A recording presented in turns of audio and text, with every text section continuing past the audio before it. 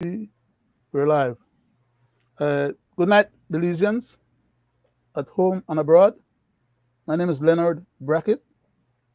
Tonight normally would be chairman by somebody else, by our next one of our next colleagues. But because of the timing right now, I'm just going to take the lead and act as a chairman.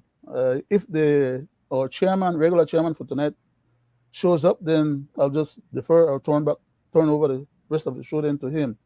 But in the meantime, we're launching, and this is our Belizean Affairs show number 87 for Monday, 8th of January, 2024.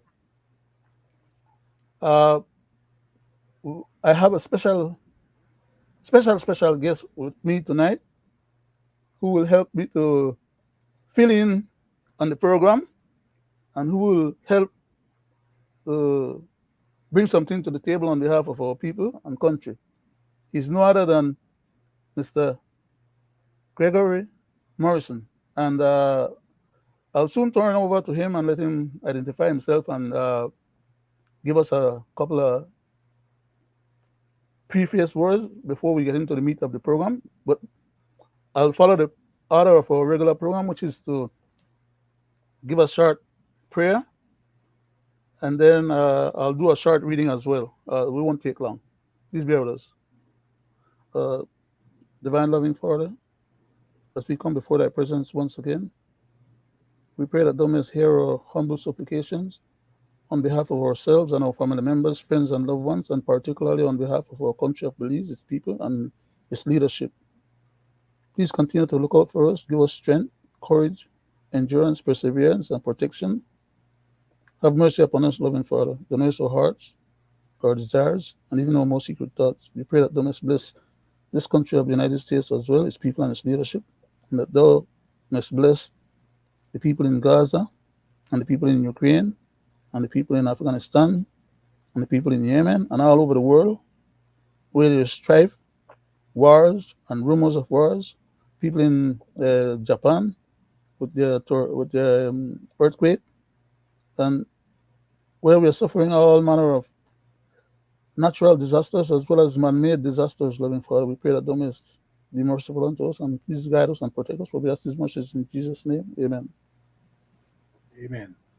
I'll just see if I can come up with a small little text for me to read here. Let's see.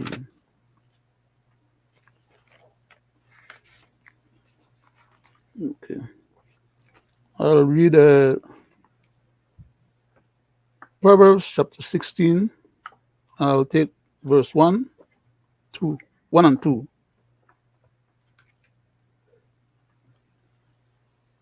The preparation of the heart in man and the answers of the tongue is from the Lord.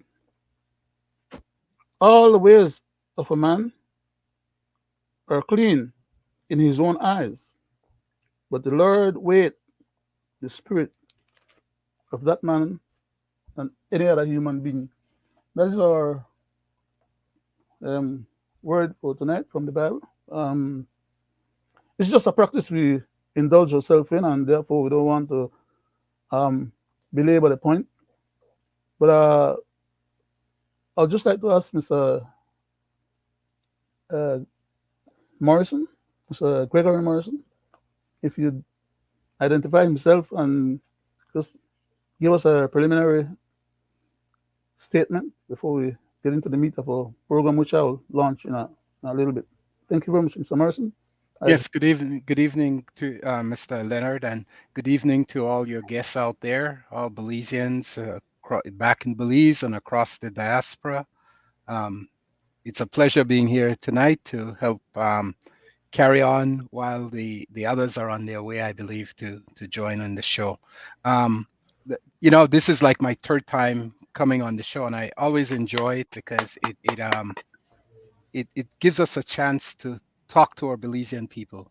It gives us a chance to get with them and to share our experiences and at times to listen to them, because they carry the load of what's going on in the country, and they are very aware of what's happening in the world, across, in Gaza, in the United States, in all these countries, even Japan, where, as you mentioned, they suffered the earthquake. So these are all calamities that you had mentioned that are natural in some instances, and in many instances, it's man-made, and that's the greatest devastation. Is because we do have the ability to avoid some of these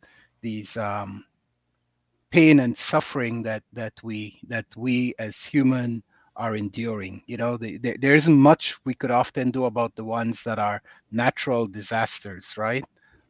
We could build better buildings. We could prepare ourselves, have alarm and notification systems with our technology to address some of those things. But when we intentionally go about um, destroying our neighbor, then that is truly something that yokes upon us. So we pray for peace in all this, that Israel will come to realize, and that the people of the Palestine will come to realize, and that somehow we hope that peace will come. I think the Bible promises us that peace will not come, but we still, as human beings, hope that the suffering for others will be lessened. So that's my thought about it.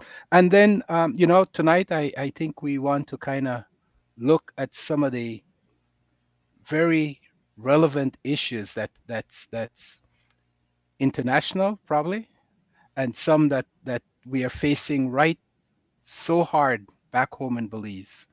Um, we have the situation with the cane farmers, right, in Orange Walk. Mhm. That's a real issue that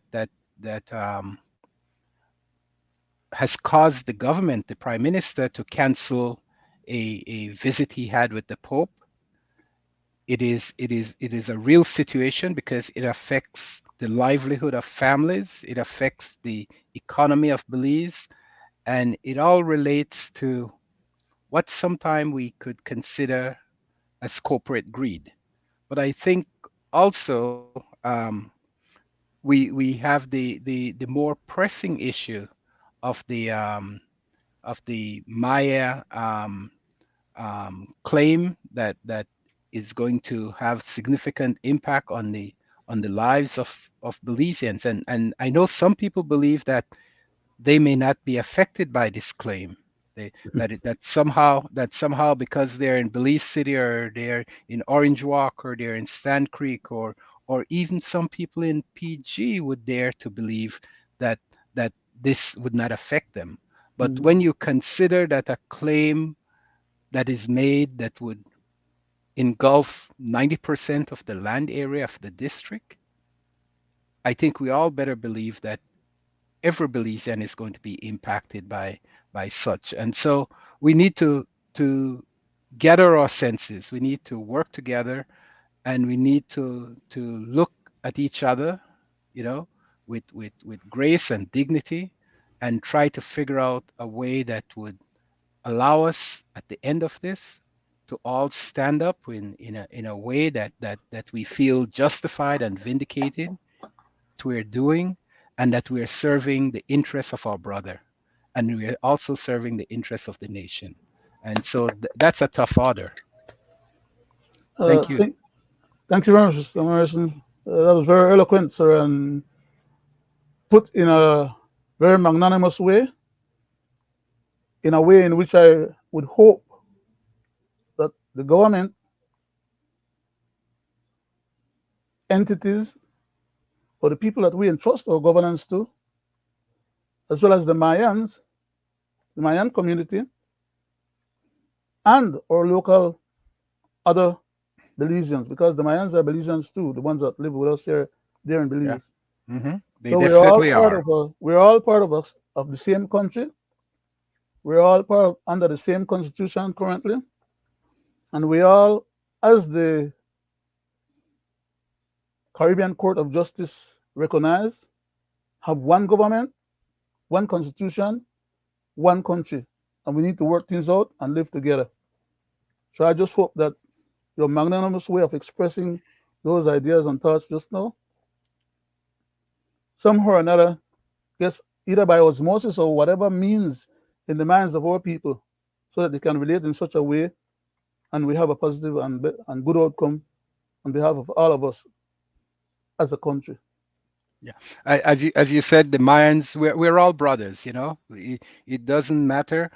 Even if the Mayans just recently came to Belize. Many of them came as a matter of strife and struggle in their local homeland, Guatemala, Nicaragua, Mhm. and some of those countries.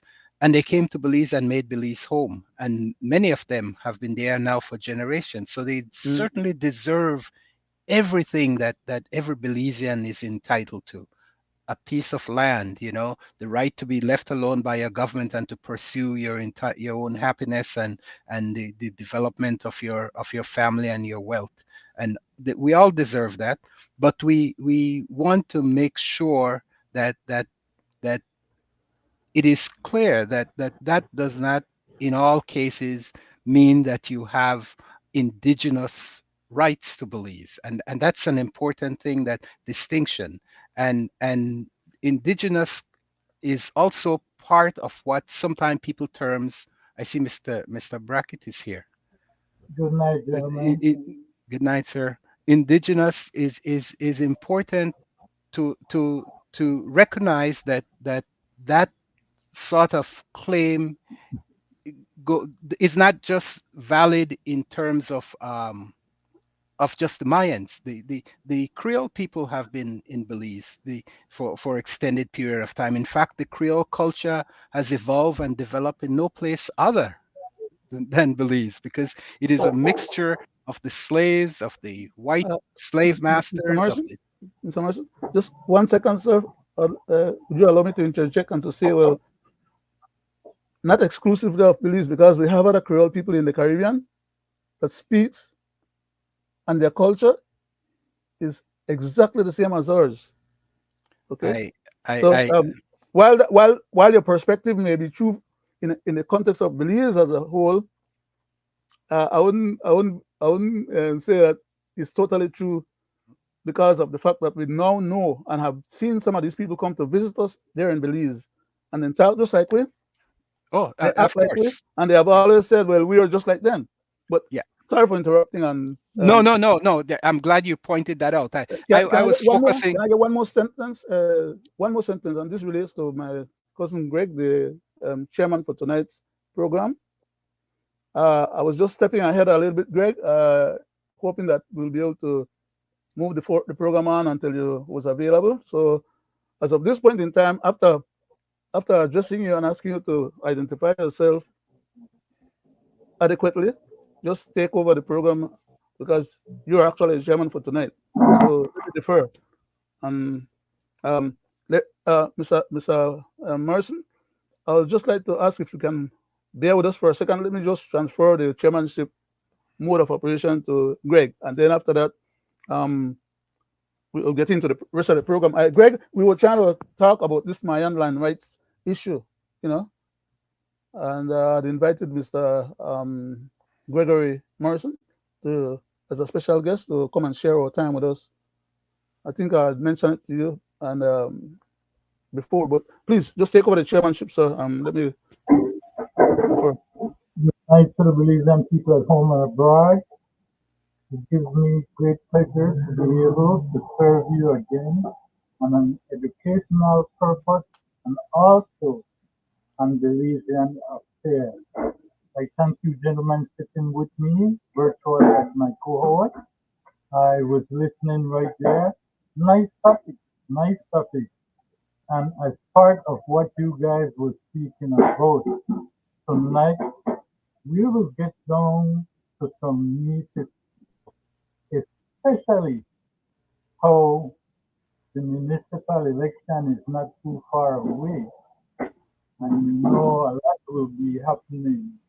Political pressure. So, right, I find what Mr. Morrison was speaking about and all these uh, land rights issues going on down south, and it brought me back. This is election time, and in general, where past and present government has brought in foreigners, give them citizenship, and also Mm-hmm. give them land above all Creole people. Mm-hmm. And I see that the present government is using this tragedy via the BPOs. You know, they are going to the BPOs and they are giving up, they are gifting land to employees and all that. And I do see this as a strategy for campaign financing. So one of the things I would love to talk about tonight is when we have no laws that curb campaign financing and the retroactive effect that is taking place. With that said, I would like to go to you, Mr. Morrison, on the topic. But first, let me just show a short little clip that I took to show what I was speaking about.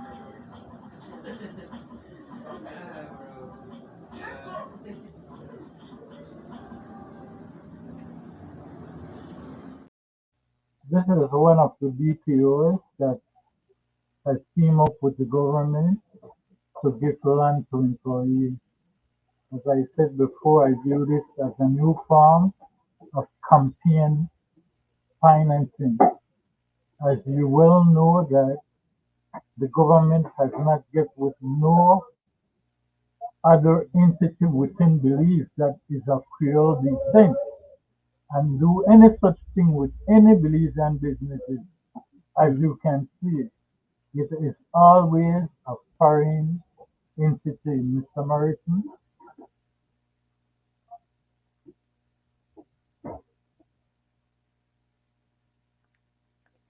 Uh, I think his mic might be off. All of our mic, Yeah. no, two Sorry. mics are off. Your mic Yeah. is off too. Yeah. I got it. I got it Yes, now. sir. Okay. Thank you. Thank you. I was saying thank you, Mr. Brackett, for that. That little clip many stories, right? It shows some of the effort and greed, right? It could be interpreted in different ways. I'm not against people getting land because that is one of the function and responsibility of government is to make sure that people are adequately um, provided for with resources and especially the natural resources of land that our country has because that provides Patrimony. the citizen the right of citizenship. The crowning of citizenship is when you could say I own this, right? And Mm-hmm. it's irremovable. It is there for you. So I'm not totally against it. I don't know what really brought it about. And like you said, it, these things are potential for corruption, right? But I'm not. I don't know how it was structured and so forth. So I'm not going to go into condemning it because, as I said, I really appreciate when regular citizens are given a Empowered. piece of land so that they Empowered. can start developing and preparing for themselves and their family. The point is well taken that we need to see more of these initiatives throughout the country and affecting Belizean companies. There are many small Belizean companies. Of course, this is a huge company. I understand they have like 3,000 employees. So I could see why it would be a focus to do this, and particularly at this time as election approaches. So we just wonder what mischief they're up to, but hope in all senses that they're doing it out of the goodness of their heart, and they're trying to address some of the concerns and responsibility of government to be responsible and to provide for the needs of the community. Mr. Chairman, quickly. I'm not going to take away time from Mr. Morrison. No? I want him to continue because I know he has some additional thoughts. I just wanted to say Of course, we have to remember we're talking about politicians, right? I yield back, Mr. Morrison. Yeah, yeah. No, I, no. I That just that wanted to be funny. I just wanted to be Yeah, funny, yeah, you yeah. know. No, no, no. It is true. It is true. And Mr. Gregory Brackett made a good point when he says that one of the things that's most deficient in our country and lends itself to lots of corruption. Actually, it probably could be what what everything, all the corruption of our country hides under, and it's the failure to have political party registration and to have campaign financing laws. I, I, I'm wait and hoping that someone would challenge um, in court the fact that political parties could raise money without declaring who these funds are coming from. I think that's a terrible thing, and you know, sometimes we don't know if the interest of the nation is put at risk when money comes from overseas. We don't know exactly what is being traded, what is being offered in return for these money, but let they have great contempt for the diaspora and not wanting them to be able to vote Hmm. and to Hmm. participate in elections, but then they turn So, around and sell the whole thing, you know. So that's a big concern. But getting back just a little bit to the land dispute. Do I have more time? Do I have more time? Can I go uh, on? Or Greg is the chairman. Go ahead, Greg, sir. Go ahead. okay, Go okay, ahead, okay, sir. okay. Um, one of the big concern we have is that the way the land surveying and delimitation and demarcation processes have been going on with the MLA and the TAA has been kind of out off the books.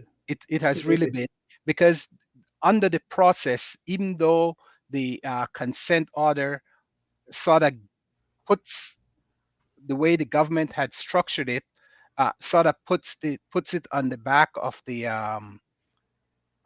Maya MLA Maya community to go about and identify what land area they have been using in customary practices. There was supposed to be a part of that group as they make their rounds and as they go into different communities was to have a verifier, and I believe that this verifier had shown themselves a few times in the process, but for most of the ongoing verification and delimitation um, principal practices that's been going on, there's been no verifiers. There's been no one to confirm that hmm. and to ask permission. They were not supposed to enter other villages and other private land area without first getting the consent and permission of Hmm. those village leaders. And so that probably put in question this entire process as its legal standing. And so that's something that we need to understand, and we need to work with the government to make sure that that person that's charged with that responsibility is online, and then probably to subtract, since some of this work was done without that verification and without that consent, that those areas be revisited so that the proper contest of those people that have other interests can be heard, and that can be documented. So that is one of the things I want to kind of talk about a little bit and hope we get into in some depth as we move forward. So thank you very much, Mr. Brackett. Yes, you are welcome, sir. Mr. Morrison, for some clarity. The reason why I brought up about campaign financing, because that is a part of what the devil, as he is called, has used with both parties to gain great concessions. Hmm. And if you notice, it is always foreign entities. Hmm. Okay? The next thing, I just spoke about campaign financing laws, but as my good cousin would have said, they make laws that would come back against them. because then now I do believe that the NPO bill is retroactive and they can be held accountable under campaign financing. I go to you, Mr. Brackett. Thank you very much, sir. That is precisely the point that I was hoping to raise in this conversation, and that is that remember when they were trying to pass those laws and they pointed out that those laws were deficient, and first of all, they were unconstitutional in the first place, and they still went ahead and put them on the book. At some point in time, those very same laws are going to come back to haunt them. Because as regards to campaign financing, as you brought up, Mr. Chairman, and as regards to the same point that Mr. Morrison mentioned earlier, these people, if there were to be any checks and balance in terms of registration of political parties as well as accountability for where they get these resources from to manage their political campaign or their party, a lot of them would probably end up in jail. I mean, that's to be said without any hesitation, because that is precisely the reason why they make no such laws. They don't want to be encumbered. They don't want to be found out. And after they're done, get elected, then they have our pause under their control, and they go ahead and make their deals for whoever financed their campaign. I can call names. In fact, as a matter of fact, I've done so in the past, because it's a major problem. But there's no guarantee that we would ever, no care how many laws we make, that we will ever get control of those issues. The great United States, where I'm sitting at right now, and many other countries have the same problem, despite the fact that they have much more voluminous laws that address these things in a much more micro level detailed. And still, you have scams and scoundrels that pay their way, and when these people become elected, they get billions and billions of dollars worth of concession. They pay a few hundred thousands or a few $1 million, and then they take the treasury to the cleaners. You know, we got that in Belize for decades now under the Ashcroft organization. In fact, that man used to finance big time both parties. As a matter of fact, the last resolution that this present government said they had with the man wasn't about the port. It wasn't about Mr. Ashcroft organization not being able to get their concession to build their cruise port. All of those was just incidental to the issue of settling all outstanding accounts, which I had been pointing out for many decades now. They owe the man more money than what he lend. I mean, where he contribute to them, he contribute to both parties.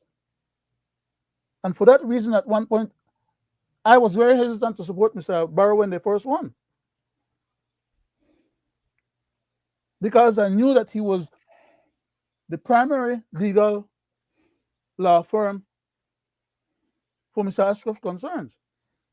And I did not thought that at any point in his career, he'd have given up all those luxury and big money scheme making just to sit in government to make a few $1,000s. That's not how smart people think, or even much less slick people think. So it took a long time before I actually got on the man bandwagon and really got serious to give them the support that they needed to be able to get from it. Nevertheless, it did happen because of the craziness that PUP did under Mr. Musa, to the point where his own colleagues in cabinet, under his G7 scenario, after we presented them some documentation, realized that they were being had. But that's a long story, so let me not get into that. But I'm just trying to point out or contextualize the reality of what political finance campaign does and the subordination that occurs. And at the end of the day, the politicians then take the powers of governance from the people and subordinate it to the interests of their political donors.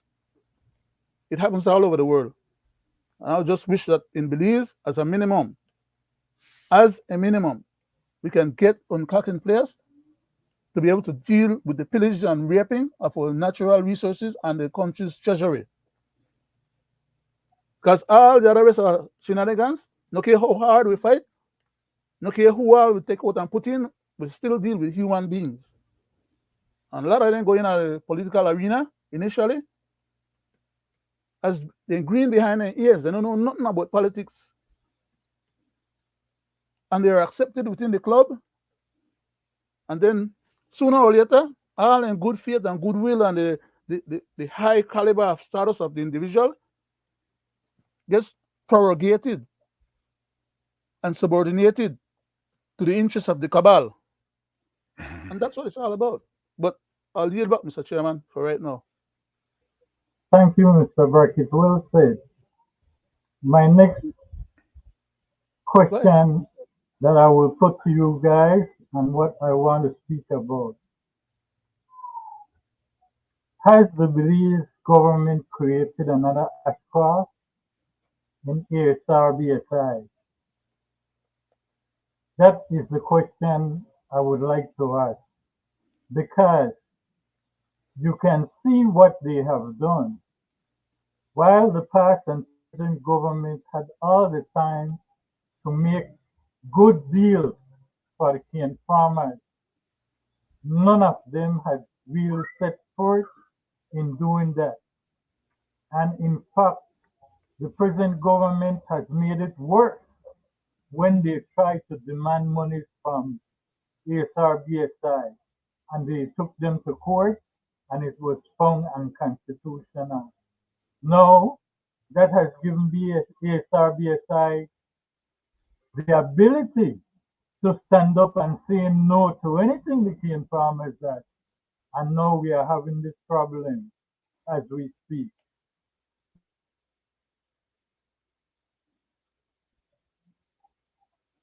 Your mic is off, Leonard. Your mic is off. I had taken it off. I'm sorry. Can I jump on that particular one? ASR, BSI did not have to be in the driver's seat as they are today, but for the malmanagement, maladministration, and illegal lawmaking and SI creation that were bogus and contravene the constitution of our country. And therefore, the government tried to use that kind of power play without doing the right lawmaking that could have stood up in court and successfully won that case. They were chased out of the court after they tried to sue the company to do what they wanted the company to do without them having to comply constitutionally with the responsibilities of governance. They could have done the law correctly, and the court would have had to rule in their favor because it would have been ruled on a law that is not null and void or anti-constitutional.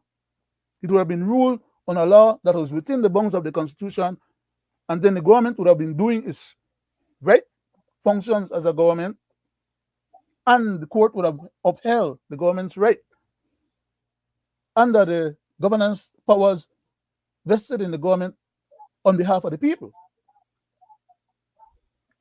The bottom line is that these guys are hard up and hard-headed and are unwilling to listen and learn.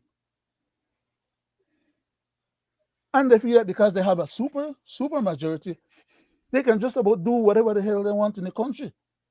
So the court had to tell them, no, that's not how it works. But in so doing, the court empowered BSI to conduct themselves in a much more malignant manner,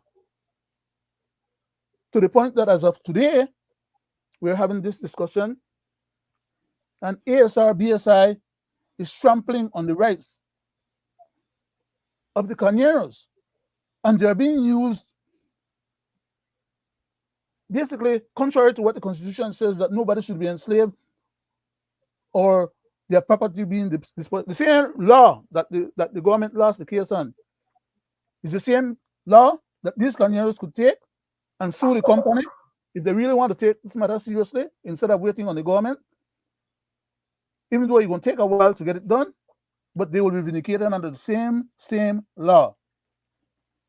Because the company cannot take the property of the carnieros them and do what they want with it and take out whatever money they want out of the gains and just left whatever little bit left to share up for the carnieros them. That is not how it's supposed to be, especially if they are not doing a proper accounting. So the government could demand proper accounting or some kind of oversight to prove that the company is acting as a law-abiding citizen, just like how they could make their laws where we talk about with the unexplained wealth laws. This would not be an unexplained wealth status, but it will be a status where somebody is being deprived of their property or the value or the outcome or the gains of their property. That cane belongs to the carnieros then. When it goes to the mill is not buying the cane from the carnieros, and that's the end of the deal, and then it belongs to the mill. The mill is milling it on behalf of the carnieros with the agreement that they must share the profit. So the mill doesn't have to be so greedy to the point where they will have the government over a barrel and then take chance at the carnieros. That's untenable.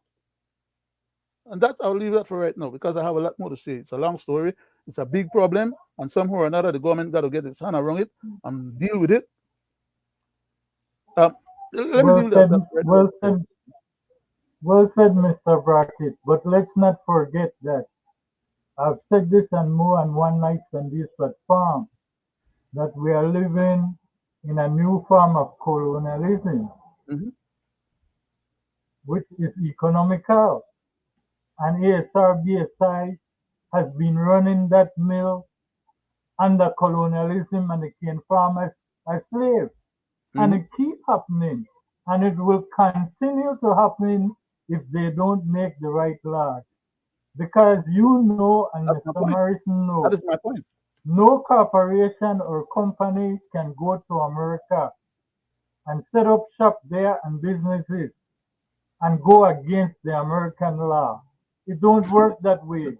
When you Discuss as a playing that foreign way. investor come into a country, you need to abide by the law. It's not you close your door and you depart. Mr. Morrison, I will go to you. But as of tonight, when the news came on in Belize, they still did not have a deed and a set agreement. And in fact, the Caneros were doing this.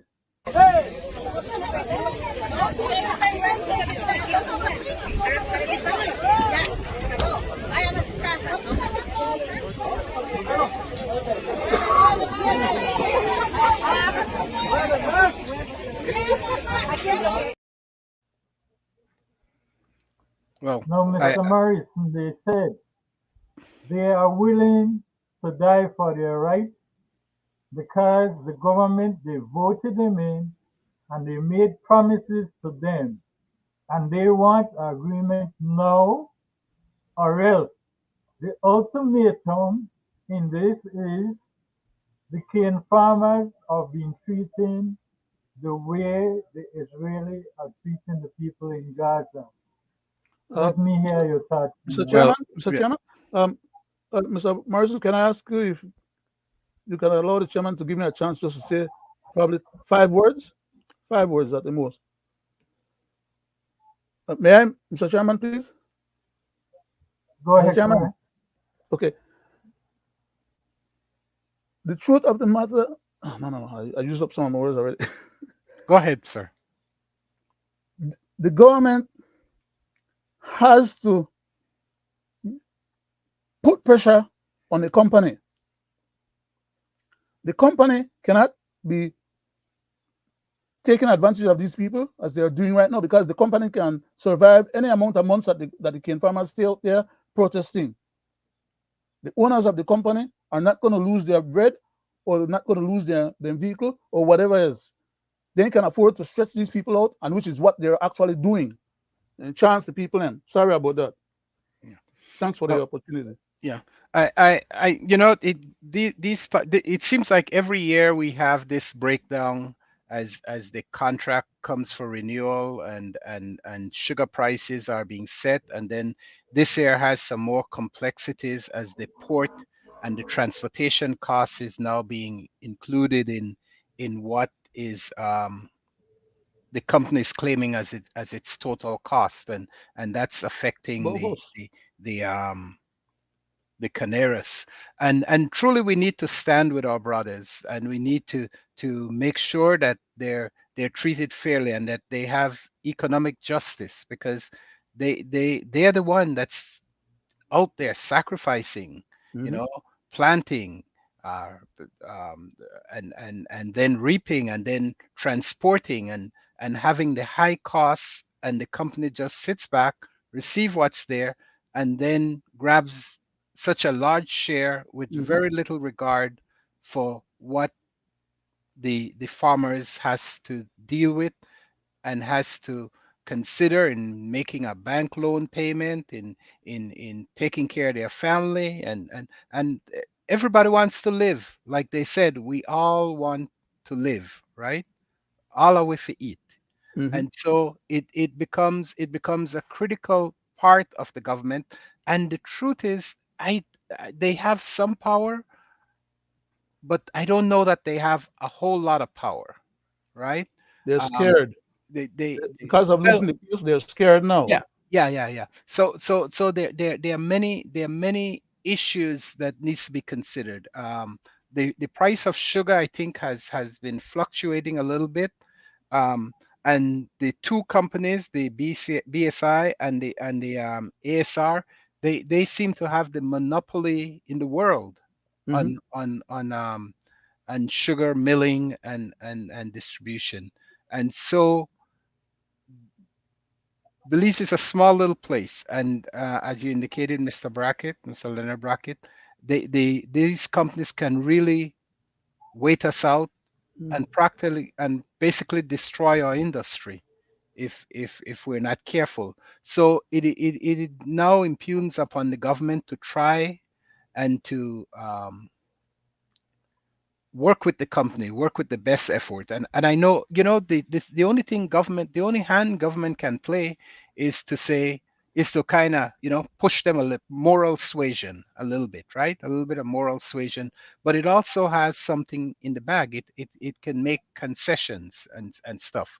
But when it does that, it's losing revenue and it's losing resources, For and others. it's creating a more potentially devastating situation for the rest of the people in the economy, while trying to satisfy this one area. I mean, the sugar industry has always been important to Belize. I understand, and I learned this, that at one point the sugar industry was focused in the PG district, and then because of the rainfall, it moved to Orange Walk and Corozal and those places. You Uh, see, watery, yes, because of the water reduced the produce enough. sugar, yeah, the, Mm. the the amount of content. So there is the need on the part of the government to work diligently, to do the best it can, and to help the farmers. But as I said, I believe their hands are really tied in many instances. They, as I said, they have limited options to actually help the farmers. The moral suasion is strong because they could beat up on the company and say, here, here, here, here.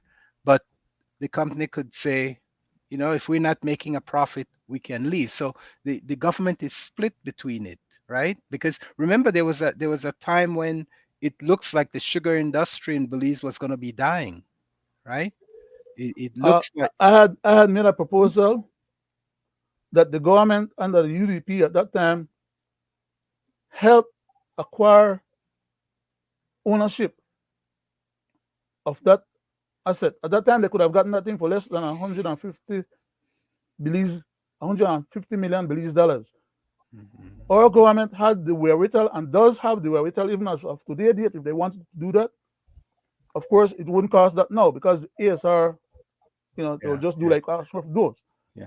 Well, raise the price I'm of acquiring the equipment or thing from yeah, them, right? but To the point where it's prohibitive. I'm not one that believe that government do anything efficiently, and I want to keep them limited to to the very limited that they can do. So I'm not for government to buy those companies, but they could have made a sizable investment and put some in private partnership and stuff, and then in once they get it going and establish it, they could have backed out and sell those shares to private investors.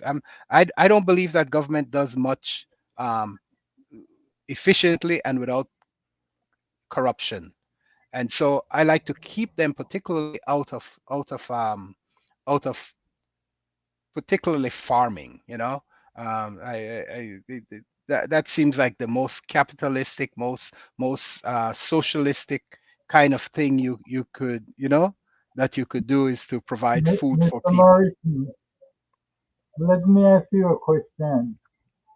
Because I'm a strong believer in karma, can the cane farmers, because as a part of the ruling in the case, the cane farmers have the right to break away from the association and sell their cane to the mill individually. Can't But the that's not cane going to help farmers, them. That's not going to solve can't the the problem. It's cane going to make that farmers, problem, make the same problem worse. You make the same problem worse. The smaller the entity to deal with the my, company, que- the harder it is for them to get justice. my question is then, can't the cane farmers sell to the other company in Ontario and boycott That's ESR BSI? sell to Santander, I know and they can Santander do could that. export Well, more. they probably could do that, but they'll incur costs, right? Because now they have transportation costs and stuff. So they No, that Mr. Morrison, can I go ahead. step on you Hmm. for a second? When you have a malignant cancer in your body, you have to deal with it. If you ignore it or you just let it have its own way, you will die more likely a quicker death than you would have died had you gone about to try and treat it. Not that the treatment itself has to be successful because sometimes it could fail, right? The bottom line is that if if the government, okay, there's a problem, right? Because the government, not the government, the cane farmers and the milling company, BSI, ESR, had agreement and they operate on agreements. If they can't have agreements with this particular company, they could just as well go ahead under the laws of our country, legitimately so, constitutionally guaranteed to be upheld in any court in our country, for them to sell their product to whoever they want to sell it to. Oh, I Go don't ahead think and that's sell an to issue. I ESR. don't think that's an issue. Because But I BSI and not ESR, Santander, go ahead and sell to Santander if they want. yeah, but I don't think there's I'm anything that sorry. I'm sorry. prohibits. I don't think there's anything that The prohibits them. problem right now is that they're locked in, and The Santander is not designed to be a company to do local production with the local. In other words, there's an agreement between these two entities that is not being honored, and that one of the entities is being charged by the entity that has the bigger control of the process. Mm. They could just as well stop, operate, and deal with ESR and just go sell to Santander. Simple as that. But that will Well, take but a majority of the people. I don't think And some Santander people are the scared. market. I don't think Santander has the market and always the Gentlemen, capacity the to Santander could place. sell. Right now, Mexico want to buy sugar. Guatemala want to buy sugar. Why do you think we don't have no sugar in the country right now over the holiday? Because the sugar is being exported illegally. They could turn around and produce more and sell it all, to sell wherever they want to sell it. Yeah, We yeah, have but sugar that could be no, sold in the I know, Caribbean. but we, there's market fluctuation and there's market oversupply, and so things all, could change. So we have all to of be that is careful. agreeable. I accept all of that as a true premise. But I'm Yeah. saying if you have a cancerous or malignant corporation abusing the process, I think Belize It's sugar in, have always found place in the European market, and we probably need to keep the focus there. When we had preferential treatment, it was always going to the European market. but then we have to the under the same Well, we regime as don't we are that right now. yeah, yeah. How Well, can we get this present regime to focus on the interests of the general cane farmers, people then? Gentlemen, well, Who need a the well. regime? issue I I think just a moment, Mr. Brackett. I think that the from what I heard, they had several close call in coming to an agreement on these on what was agreeable to both parties, and then at some late moment, what people thought was the understanding was not really the understanding, and things break down. But I think they had moved from Or play? 3 years to 2 years, and you know, and a number of points were made. So what Mr. exactly? Morrison, what happened is they came to an agreement and the cane farmers accepted it. The only thing left to do was to sign. Put it in paper. But what happened when they went to sign? ASRBSI added some more in the agreement secretly Hmm. without disclosing it. And That's the how these lawyer that's how these caught it. transfers organization operate. They're not operating with And good this is faith. why the issue I have with this and our government, past and present, we had got in a bind with this UK treaty, which is ludicrous. They can come and they can put up business here while we don't have the accessories, Hmm. the willpower to go and do business over there. Then here we have again in our sugar industry, the cartel started this and they let these corporations came in and take it over. And not only that, when this mill is being upgraded, the cost is not coming from their percentage. It is being again taken from the Hello, proceeds of the cane hello. farmers. And That the cane farmers don't is own the mill. ludicrous, The millers claim that it belongs to them. They're you chancing the know. people, which is my point from the very beginning. And you, and if you ask for an audit, they install and they not give you. Just like the government. The government departments can't be audited. So this entity is a private entity and could throw up any kind of obstacles and block to avoid being accountable.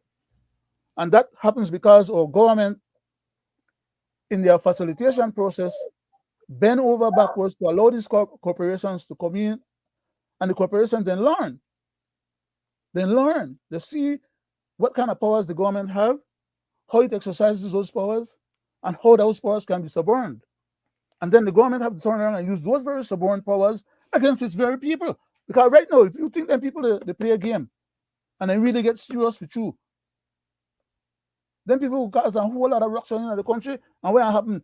The police force and the BDF will have to step in under the guise of trying to keep control and trying to make sure that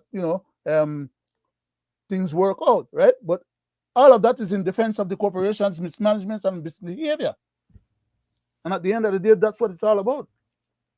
So we don't want to see no riot and no nothing in the country, and that Well, cane farming gets shut down and that nobody make their money and the cane just go to waste and then it'll create more poverty then. So government has to manage. They are elected to govern and they have to govern. But they have to learn to take advice and do the right thing and don't be doing stupid things and try to bully the process. Because then when they try to bully the process like they did the last time, that's how they get themselves in a trouble and cause more hurt on the population. Because BSR, ESI, they could care less. Like I said earlier, they could survive the industry go down and they could write that off because they are a world organization that probably the biggest millions in the whole world. So they can write that off their taxes here in the States or other places. What can our government do? What can the, our people do? Then they get taken the advantage of. issue the issue with that, Mr. Brackett, is when the government should have really keep out a private entity to private entity business, that is when they messed up. If they had stayed out like they did with the stevedores, and they never stood up for the stevedores, we would not be in this position. Now, gentlemen, let me change the topic for a Mr. few. Chairman, wait, Because now, had they come out and help the stevedores? Then I have the moral suasion right now to come out and help the cañeros. So exactly as you stipulated just now is where the problem lies and the possible solution could have had. Then chance the stevedores. In fact, make I leave it at that because I was going to go in a complete different direction. Make I leave it, Mr. Chairman. rightfully Thank you said, for the sir. opportunity. But Let me where leave it. I'm going at now, on past platforms, I have indicated that I think that there is turmoil within this government. There are divisions, there are ministers who is not seeing eye to eye with other ministers, and a whole lot is happening. Now, as part of the news and on social media, some of the people from up north specify, we were the one who voted you in. You was a cane farmer. You promised us this. Don't forget that election is coming up and we will deal with you. Are we looking at a one-term government and is the PUP party dead?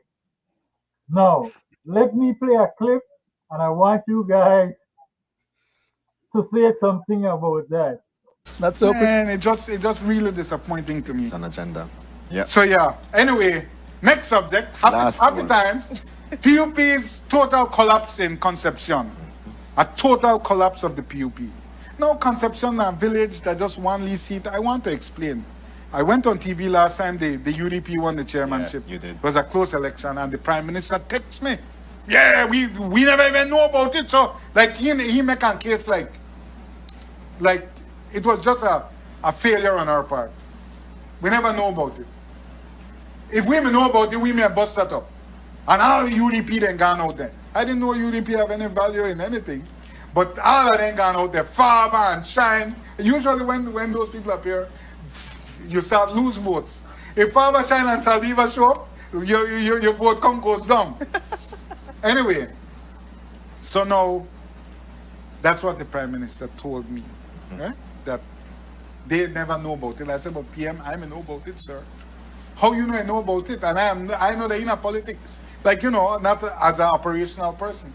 My point is, so now they have to have a by-election for the member because the person, the woman who vied for the chairmanship and lost the PUP, she then did a very neat thing.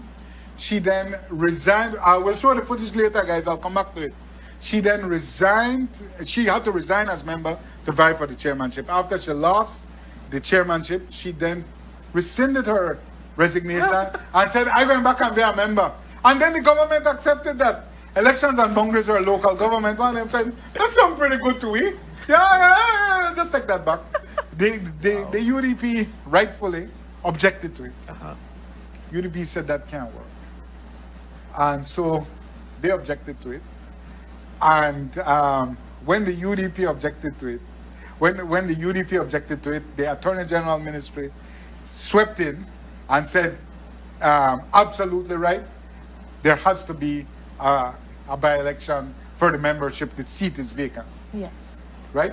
They did the right thing. So on Sunday 14th January, as this notice says, nominations and election for the vacant post. Well, PUP not sent to nominate nobody.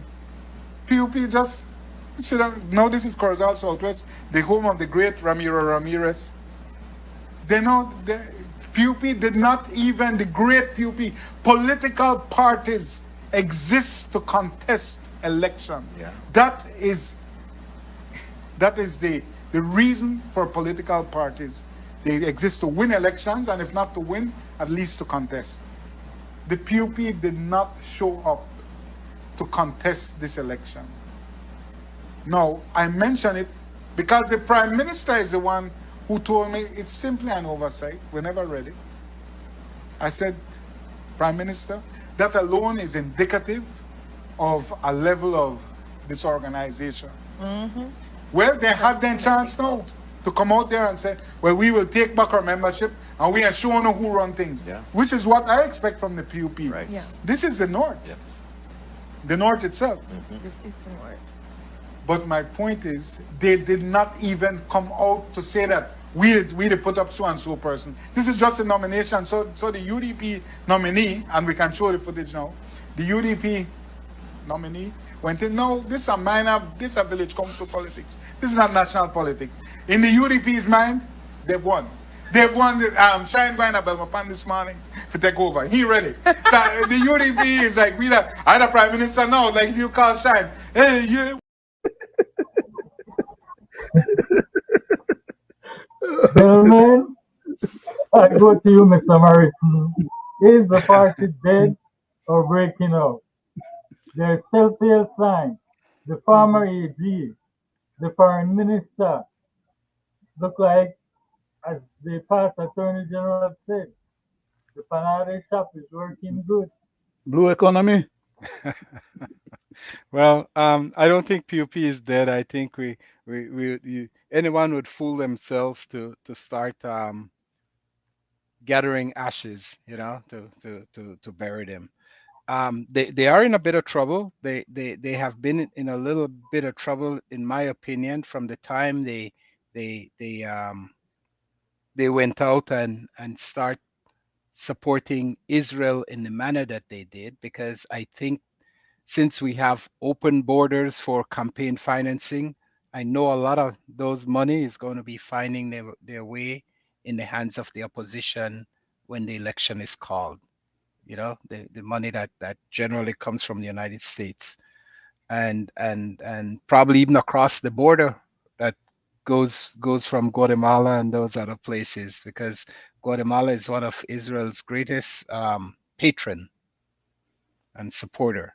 So I think it will be a deception to say that the PUP is dead on those bases, but they do find themselves in trouble because of that campaign with Palestinian, and also because of the cane farmers and some other little misstep they have made along the way with the Portico agreement and stuff. I think Mr. Morrison, have me an excuse, sir, but wouldn't you say that the biggest campaign financer was paid off and they shouldn't be looking at him no more for campaign financing in well, Lord Ashcroft?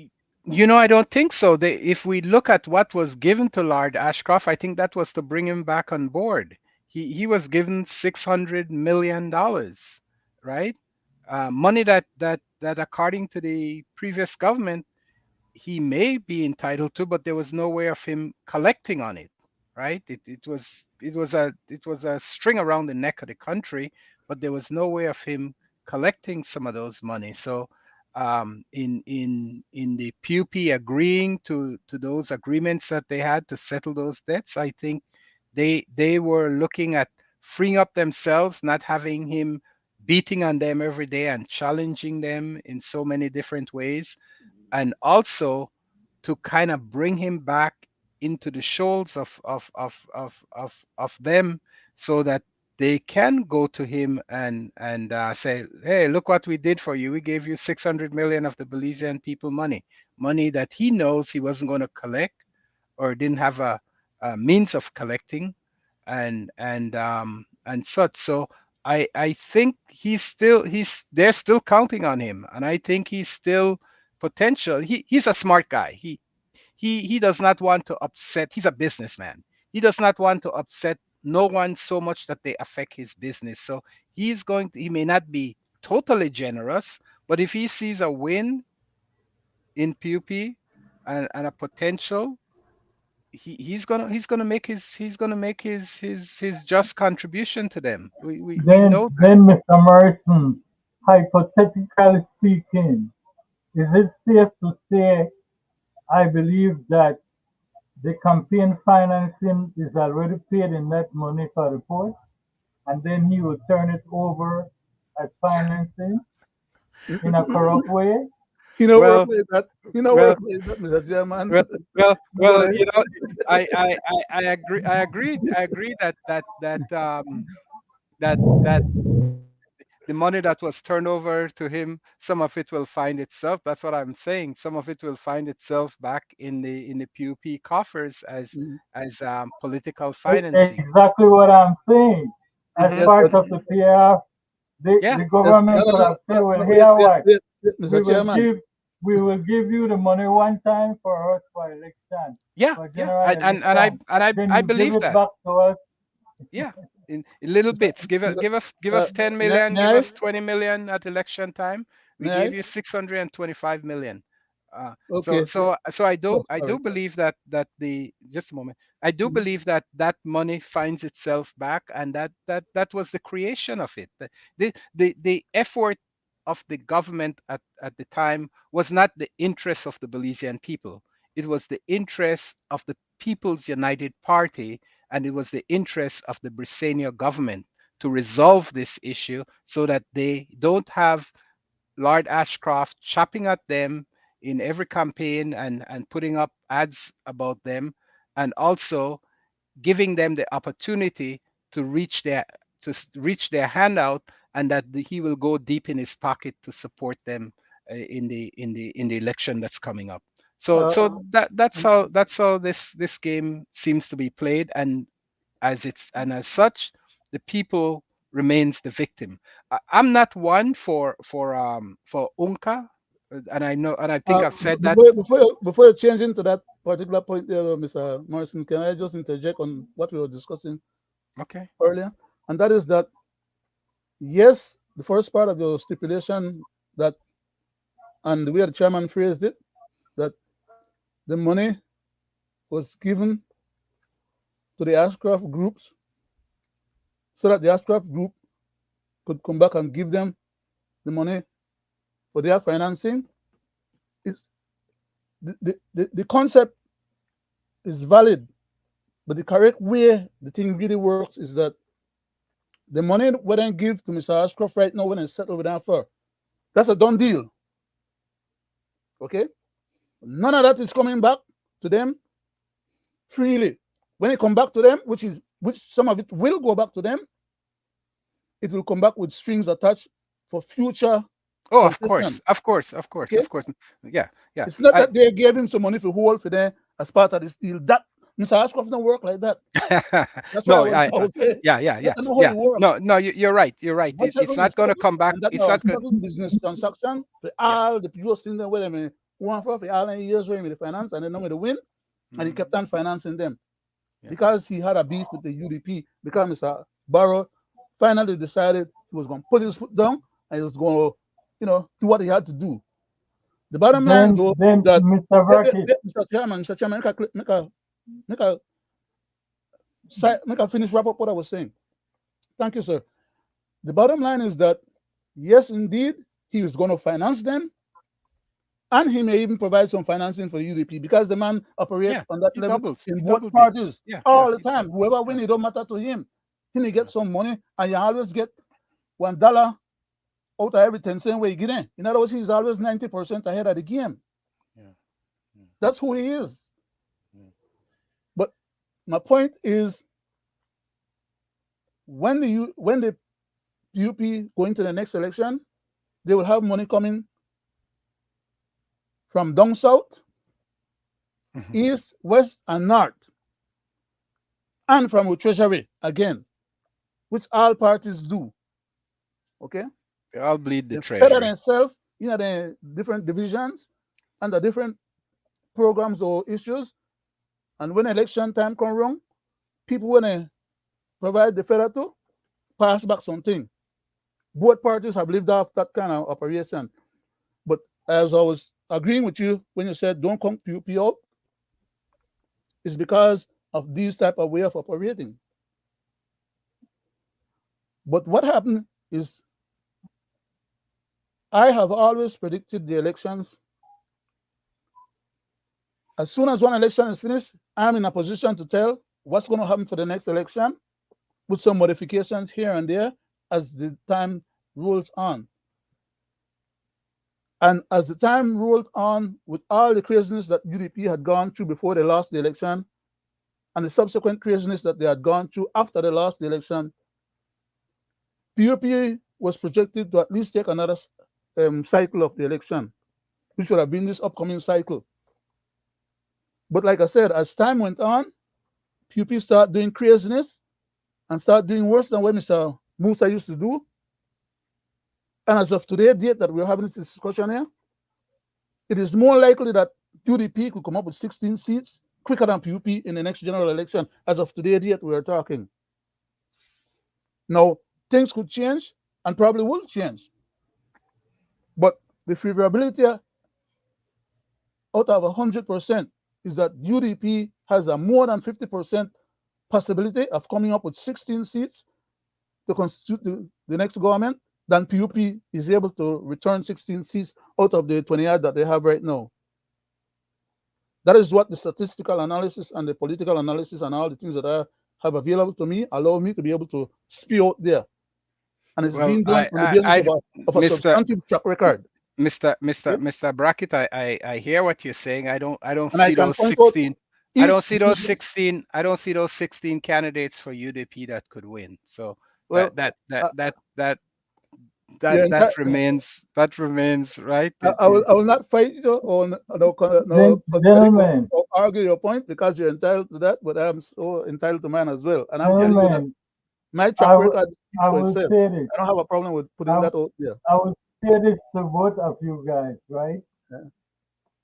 This coming election, the municipal election, will prove a lot of things to a lot of people. Because for one, I will be pushing none of the above, not blue, not red. This is what I will be pushing right We here. have Mr. Freeman Gongora at the head table. Freeman, very good. We have Miss Marcella Main. She's a businesswoman and a former educator.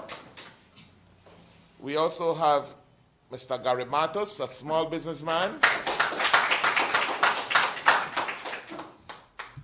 We have Miss Alicia Egan, young, ready, willing, and able. Gentlemen, I will be pushing for a new city council based on no buying a vote. You want people to run your country and you want people you can trust, vote these people in. Free of cost. Stop selling your vote and start a new slate. Mr. You know, Morrison. I, I wish I, you al- luck. I wish always, you luck, and always, I wish you could get some change.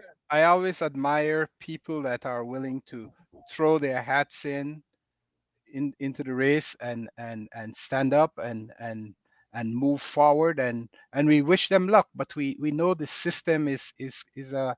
a is a caste system. It is bought and paid for, and and I could wish them luck. I could wish them luck, but we know how it will turn out. They may be a spoiler for one party or the other. They may be able to introduce one or two candidates into the run, depending on Better their than nothing at popularity. all. Better But than but nothing. yeah, but in the end, the one of the two political party will somehow have the majority, and if it splits in a way that probably they need the help of one of these one or two of the independent candidate from the what was their name, PDM. Mm-hmm. If they need the help of one of those, hopefully they can be a change agent in helping the party. And not a sellout. Yes, yeah, not a sellout, but can Because be a change agent. That's why I said a change this agent. objective is for the future, Yes, that's why I said for change the future. agent that could influence the decision making and the processes of governance in the local council election. So that's the best we can hope for. It doesn't mean we don't support them vigorously. It doesn't mean we don't give them all our financial We need a change. and support, but we know how these things work because it has played out before. I would say it like this, Mr. Chairman. We have always been clamoring for a change, and we complain about the status quo. I would like to say to Belize and Belizeans at home and abroad, if you yourself are not going to be the change you're looking for, at least accept these people as a potential change compared to what we have been complaining about. Give somebody else a chance, and let's see if we could get the change that we want. And let them build for the future. Maybe they could become one good solid source to provide and produce additional um, House of Representative members as well, if they can get the experience under their belt Oh, right now. this is preparation ground, right? This is preparation ground for That's it. for Otherwise, why national complain? office, national office. Yeah, You know, why yeah. complain otherwise? Just sit on the side and just whatever happened, happened. Yeah. That's it, Mr. Chairman. I give in. I think Well, one of gentlemen, the failure. Oh, go ahead, sir. go ahead, Mr. Morrison. Oh no, I was going to say one of the failure often of those third party candidate is that they appear in a flash and then they disappear when the fire turns off, you know. So we need to find ways to have continuous support so that the people are known to the citizens, are known to the neighborhoods, are known to the communities, so that so that they're not just seen and heard from in this short moment of electioneering, right? So I'm hoping that there's a way to find means to have continued support for this type of third party independent from the two major political parties. And I think once it starts, you know, once they find a way to develop a method for financing, either someone with money become a part of those organization, or they find some infrastructure of being independent with businesses and stuff. I think it will make a difference in the entire landscape of Belize politics, because people are at times totally dissatisfied and displeased with both of the political parties that we have on the ground. They seem to just seesaw their way in. You know, you go up, you go down, you go up, you go down, it's nauseating to the public at times, because they realize they're in fact the ones taken for the ride. Mr. Morrison will say, but I would like to say this, and I've said it before on many a platform. This government, in comparison to past government, is the worst government I find Mm. when it comes to external and internal policy. And you can just look and see it. Look at the Sarasuni show and the ICJ. Look internally at what is happening. The government is lacking in every issue that has to do with the protection of the Belizean people. The government is lacking, does not even have the funds, or refuse to go and get the funds to remodel the courthouse. I mean, it is crazy. You know, we are dealing with a government whose foreign minister just departed ways, who I believe is a great man as a foreign minister, an eloquent speaker with a lot of friends in the Caribbean, you know. So I don't know if you see it as I see it, but as I'm Well, saying, I have respect for Mr. Courtney. He but um I don't hold out the greatness as much as you do. I think he's a very brilliant young man, right? Um, but I do believe that he was on a mission, and his mission got It's accomplished. accomplished. And so that's the reason he left. He wasn't necessarily, in my opinion, from where I sit, where I stand, serving the national interests. He was serving his interests, and whoever had spoken into the ears of Mr. Briceño to appoint him. So I think that from that regard, I don't have a problem seeing him go. And he's going to be going to do what he does best, and that's Make to make money. money for himself. You see, so I'm not troubled by him leaving. I do Right. believe that he was brilliant, but I think he also made some many missteps in Belize national foreign policy and many blunders Hmm. in that regard. So I'm not. While that is correct, and I'm not disagreeing with you, as I said, when it comes to external and internal, and when you look at his replacement, it cannot be a comparison, undoubtedly. And that is why I keep speaking about external and internal. I do not believe that Mr. Fonseca Francis can fit in Mr. Courtney's shoes. Honestly, with You him, know, we I said we also believe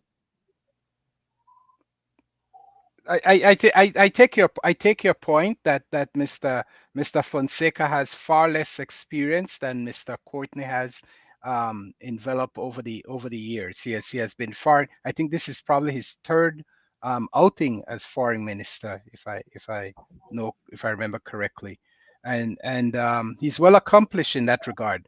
But I don't necessarily believe that he was serving the national the interests of Belize. That was his focus. So I would rather have a little inexperienced person that has the heart and interest. Mr. Morrison, let me put it in this word to you. The creator of the civil assets and unexplained wealth had to get out of the heat. The only way that he knows best, because they knew that it would come back against him. The only Mr. way was to go back in private practice knowing that he was being paid from the Belizean taxpayers' money, and his law office is representing the Ashcroft regime, of which he will also get a part of, whatever He's funds that getting will he's come. getting paid on so many ways. At least I count at least three ways. You know, but I'm not. I don't want to count the man's money, but we at least three ways. So Uh, Mr. Chairman, I want to contribute something to that thought just now, and that is that I have been pointing out for quite a while now that the unelected member of cabinet was only put in that position to keep tabs on what the prime minister was doing in terms of making sure that they come up with that money to pay those outstanding bills to Mr. Ashcroft organizations, for which Mr. Courtney had done and participated in some of the litigations. And all his fees were not paid because all the money was not paid to Mr. Ashcroft on those cases that they won against our government. mhm, mhm.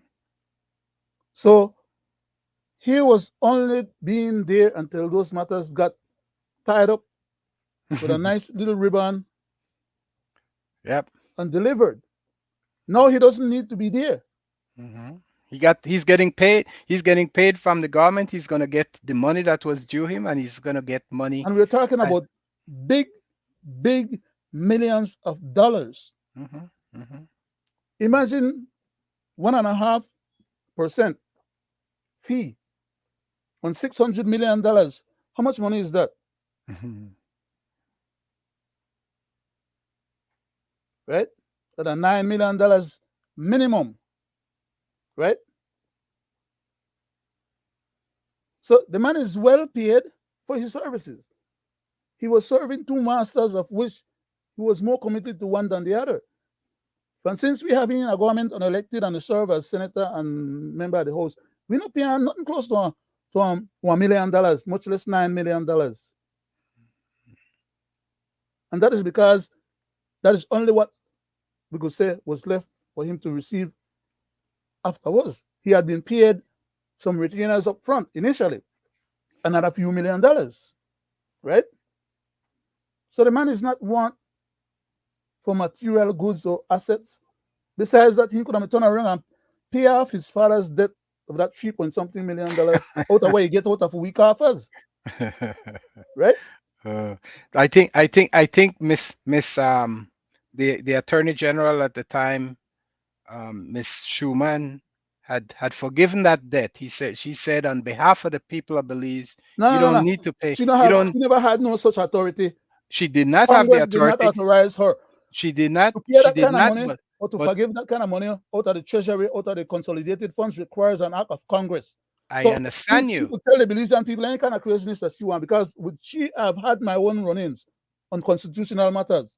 I agree with you. I agree with you. I'm Right? just telling you where that stands, right? I agree with you that such authority cannot exist with one individual. No person could say your debt is forgiven. When Mr. It's just Barrow want, ridiculous. when It's Mr. just Barrow ridiculous. want forgive them taxes when people in owe, he gone to Congress and get the authorization of his colleagues in Congress. And that was Not to happen. illegal too. It was a misappropriation of his power to have done that, Uh, because the government needs that funds, and the people need land, and they need to start finding well, ways of getting those revenue source on stream that point, into the country. on that point, I would say that constitutionally he was within his powers. Politically, Constitutionally, he was, sir, because he went to politically, Congress. yes, politically he was, because just like how the government is authorized to give concessions to big corporate entities for hundreds of millions of dollars, 20 or 30 odd years of many millions of dollars each concession, and then with the option to renew after that for another 25 years. The same way they have the authority and power in governance to be able to grant relief for local Belizeans.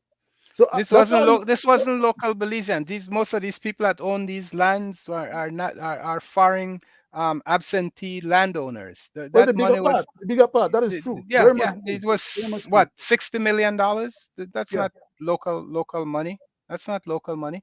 And what the government need to do is practice a means of land reform where these people are required to pay their taxes, and if they Or don't give take back their piece of the land. taxes, that some of that property be used for public use so that it could Let's be distributed to the let's not country.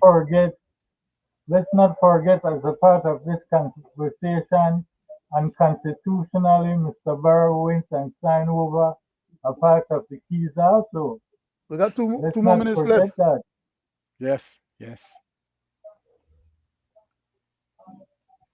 Gentlemen, Mr. Morrison, I give you a minute for your closing. Yeah. Well, again, I want to thank you, and we didn't touch so much on the Mayan land claim, and it's something I want us to kind Uh, of we could, revisit. Mr. Morrison, quickly. We Yes. could probably do it on Friday next on my constitutional night, sir, Okay. because Okay. I will have somebody else in on that night too. So if Okay. you can have some time, we could, Yes. Yes. because I really Yes. want to touch that Yes, more. we We can need to we deep on can that do subject. that because Let me back out. I Let me back also out. have all the I also have all the videos for that to help us along the way, so that Yes. people Yes. can Yes. see Yes. and hear for Yeah. themselves. A- I And have done some research.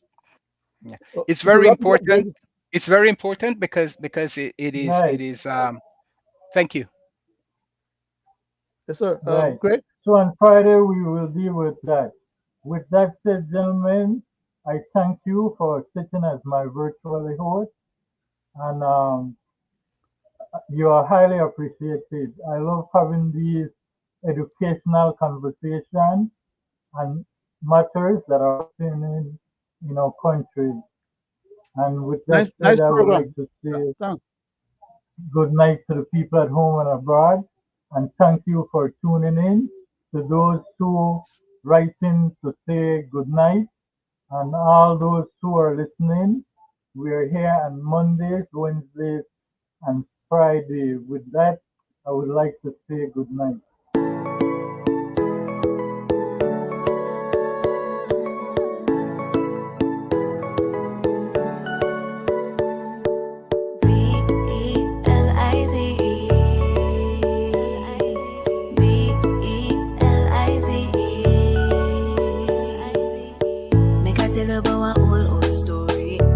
Ancestors them get glory. After war and fight for this land, today I feel proud to be Belizean. And every time I walk through the streets, I feel so blessed, so good and so